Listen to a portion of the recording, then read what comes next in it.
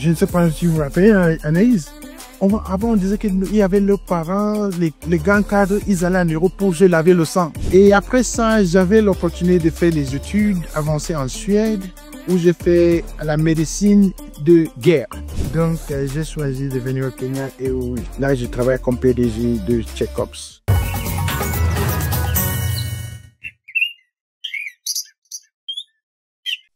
Pour une fois, je suis en paix et heureuse d'être dans un hôpital. On sait qu'en général, quand on va à l'hôpital, on est malade, on est souffrant, on est stressé. Mais là, je suis zen. Et je suis d'autant plus zen que je suis avec mon doc, le docteur Moka. Il a trouvé un peu de temps pour moi et pour ma communauté. Et il va partager avec nous son parcours, son expérience, ses conseils. Doc, merci beaucoup pour le temps que tu prends pour nous. Merci Anaïs. Moi, je suis très content d'être sur votre plateau. Et bonjour à la communauté. Quand on fait l'entrepreneuriat, des fois, c'est très isolant. Donc, pour avoir l'opportunité de raconter notre histoire de manière relaxe, pour moi, c'est une bonne chose. Donc, moi, je suis très content aussi. Merci. Est-ce que tu peux, du coup, te présenter à ce public qui te regarde, mais qui ne connaît pas forcément? Oui, moi, je suis Dr Moka à Lantum. Je suis né au Cameroun. Je suis père de 3 enfants mariés. J'ai fait ma formation à l'université de Yaoundé, au CUS, en faculté de médecine. Et après ça, j'avais l'opportunité de faire des études avancées en Suède, où j'ai fait la médecine de guerre. C'est une partie de médecine d'urgence où on nous prépare pour aller dans des endroits où il y a des outbreaks de choléra, à Ebola. Donc, après cette formation, je me suis trouvé dans une situation où on faisait le travail sur le konzo, qui est une maladie neurologique qui attrape les enfants et les mamans dans les saisons sèches, parce qu'ils ont mangé le mauvais manioc. Et j'étais l'un des médecins en Afrique centrale qui ont fait les études sur cette maladie. Donc, je suis scientifique en même temps que médecin. Après ça, je travaille comme médecin pour Kodak. Et de Kodak, j'ai rejoint une compagnie d'assurance en tant que médecin. Et j'ai été chargé de plus de 2 millions de malades à New York. Et j'ai fait ça pour 6 ans. Après ça, j'en avais marre de travailler dans des circonstances très, très agréables. Moi, j'aime travailler dans les machinales, comme on dit au Kenya, là où il y a les vraies choses. Après, c'est ça, médecine de guerre, on comprend, hein? Donc, j'ai choisi de venir au Kenya et là, je travaille comme PDG de Check-Ups et chef de l'équipe médicale. Pourquoi le Kenya? Pourquoi pas le Cameroun ou un autre pays d'Afrique? Donc, déjà, je suis panafricaniste, donc je vois l'Afrique en gros. Mais sur le niveau territorial, le Kenya présentait, je peux dire, une opportunité hors gamme. La monnaie du Kenya était forte à l'époque. L'accès l'import-export est assez... on peut gérer ça de manière prévisible. Le système de santé avait des opportunités, mais il y avait au moins un système de formation où on peut avoir un cadre pour former la base de notre staff médical. C'est assez solide. Et il faut dire, en 2011, le Kenya était vraiment le pays le plus avancé dans l'écosystème start-up. Où il y avait des bailleurs de tous les niveaux et on était l'une des premières compagnies d'avoir le financement comme un start-up dans le secteur de santé. On a eu le financement du gouvernement du Japon et le gouvernement d'Allemagne qui nous a permis de vraiment lancer un produit basé sur la technologie en Afrique pour pouvoir démontrer qu'on peut transformer la manière d'offrir les services médicaux en Afrique, où on préserve la qualité et on préserve le prix abordable. Ouais. Et pourquoi le nom Check-Ups? Check-Ups, je me suis dit, la médecine doit être de prime abord préventif. Et je me suis dit, le futur de la médecine ne serait pas se soigner quand on est malade. C'est avoir l'astuce ou bien investir dans sa santé. Et donc le check-up, c'est la chose la plus importante que qui que ce soit d'affaires. Je ne sais pas si vous vous rappelez, Anaïs. Avant, on disait qu'il y avait leurs parents, les grands cadres, ils allaient en Europe pour se laver le sang. C'était juste pour faire le check-up. Donc, le check-up, ce n'est pas nouveau. Mais il faut maintenant que ça ne se réserve pas juste pour l'élite africaine, ça doit être quelque chose abordable à tous les Africains. Il faut démocratiser la santé. La santé. Donc, pour moi, Check-Ups, c'est une promesse au marché.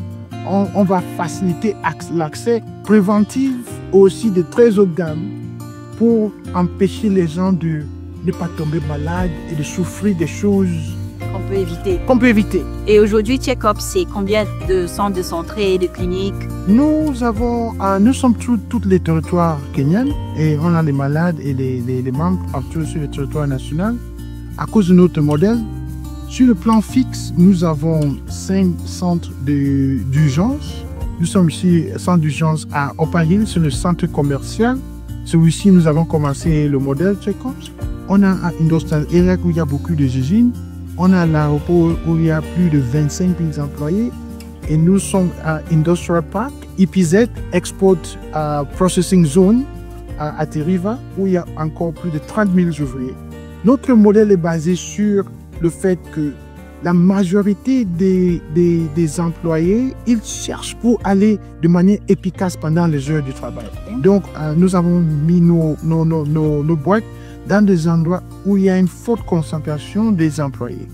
Et ça nous permet d'avoir des contrats avec des usines et des compagnies qui veulent vraiment investir sur la santé de leurs employés. Et nous sommes aussi encore en Afrique, au Soudan du Sud, depuis 2019, parce que notre plan, c'est pour s'établir sur le plan africain. Et on s'est mis au Kenya, qui est un pays avancé en Afrique de l'Est, et on a pris le Soudan du Sud, qui est le pays le plus jeune de l'Afrique, où rien n'est garanti. Et avec ces deux pays, ça nous permet d'optimiser nos services de manière où on peut aller au Congo, on peut aller au Cameroun, on peut aller à Côte d'Ivoire et on aura au moins des options parce qu'on a déjà fait le stress test dans 2 marchés très différents. Mais justement, ça c'est impressionnant, c'est cet achievement. En combien de temps tu as pu construire ces différents points relais de Check-ups? Nous sommes à la 4e phase de croissance. La première phase, c'était l'étude du marché. J'ai développé une plateforme, juste le logiciel, et on a mis le logiciel dans 60 hôpitaux au Kenya pour avoir les données, pour comprendre les prix, les différents types de maladies. Donc, nous sommes en train de développer le modèle sur plus de 2 millions de clients. OK? Donc, on ne fait pas des décisions arbitraires. C'est guidé par la data que nous avons eue sur 60 hôpitaux du Kenya, dans plus de 13 counties des régions du Kenya. Après ça, on se dit, on va lancer une plateforme mobile où tu peux aller sur ton téléphone voir où il y a les médecins. Mais ça a échoué. Pourquoi ça a échoué? On a observé 3 choses.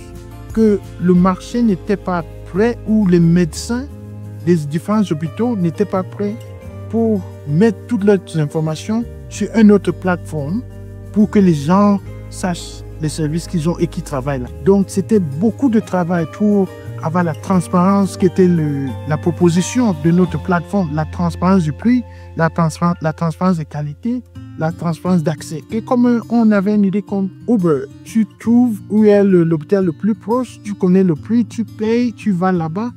Deuxièmement, on avait une structure commerciale où on paye 7% de chaque transaction. Donc, si on pousse pour accès aux services abordables et les consultations de $3, 7% de $3. Ça ne supporte pas la plateforme. Donc, il faut vraiment avoir des millions, un volume faramineux. Donc, commercialement, c'était difficile. Avoir les différents acteurs, donc les pharmacies, les labos, les médecins pour mettre leur information, ça nous coûtait trop cher pour les gérer. Et troisièmement, on a compris que l'histoire du téléphone, ça, c'est pas facile de mettre le business sur le téléphone. Parce que c'est une compétition avec Facebook, WhatsApp, Google, et tu viens avec ton logiciel. Et puis, quelqu'un veut notre logiciel, on enlève ton logiciel.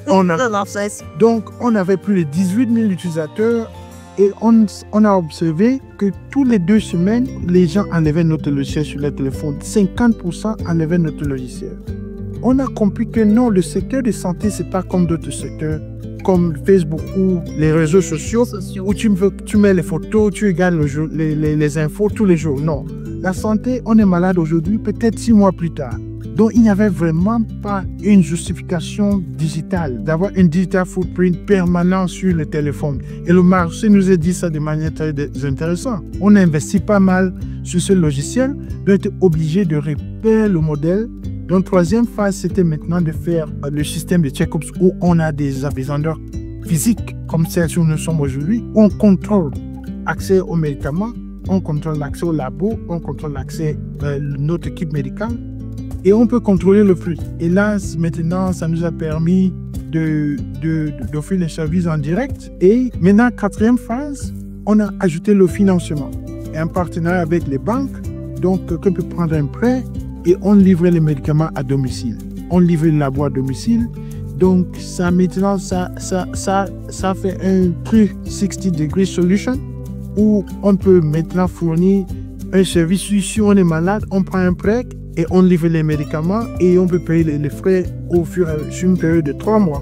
Mais du coup, vous donnez concurrent aux assurances? Ce n'est pas la concurrence en tant que telle, parce qu'on joue dans un endroit où l'assurance ne peut pas jouer. Voyez-vous, juste au Kenya, un pays le plus avancé en Afrique de l'Est, il y a seulement 5% de la population des domiciles qui ont l'assurance. Donc, l'assurance et l'assurance santé privée est au Kenya plus de 20 ans. Donc, si après 20 ans, on reste à 5 arrêts anglicistes. Donc, il faut quelque chose de nouveau. Pour faire accès au medium and low income population, il faut redéfinir le risque. Les assurances ne veulent pas, les compagnies d'assurance ne veulent pas redéfinir le risque. Pour eux, le risque se définit par, il faut faire de manière que les malades, les clients, évitent l'hôpital au plus que possible. Parce que si tout le monde va à l'hôpital, ils vont être. Oui. Donc, c'est une structure où tu crées un framework pour empêcher d'aller à l'hôpital. Donc, ça veut dire tout qui est prévention est exclu. OK? Donc, si on fait un check-up, c'est pas permis. Pas permis. Il faut avoir une autorisation pour faire le check-up. Il faut attendre du malade pour pouvoir bénéficier d'assurance.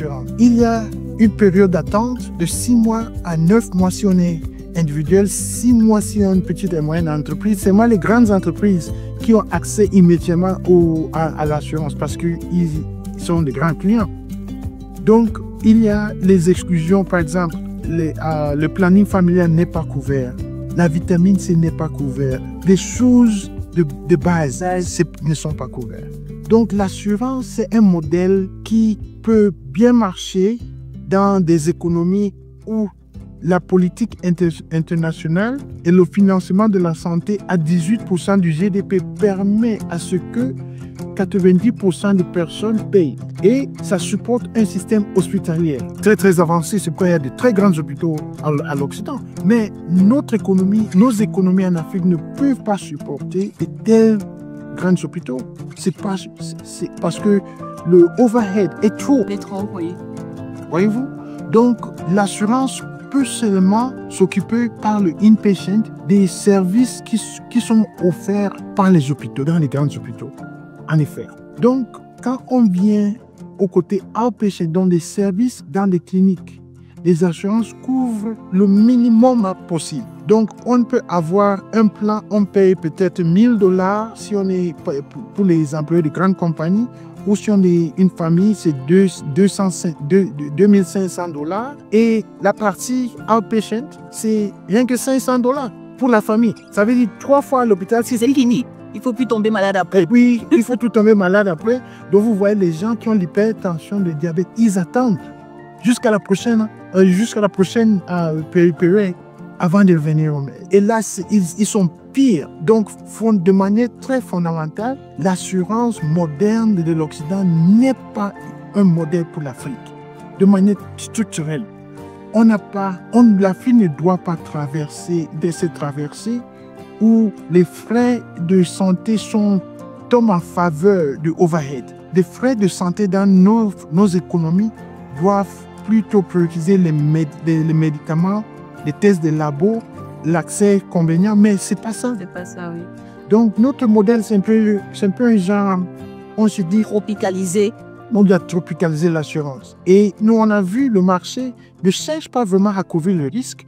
Le marché cherche un moyen de financer les épisodes de maladie. Donc, je suis malade aujourd'hui, je n'ai pas le sou.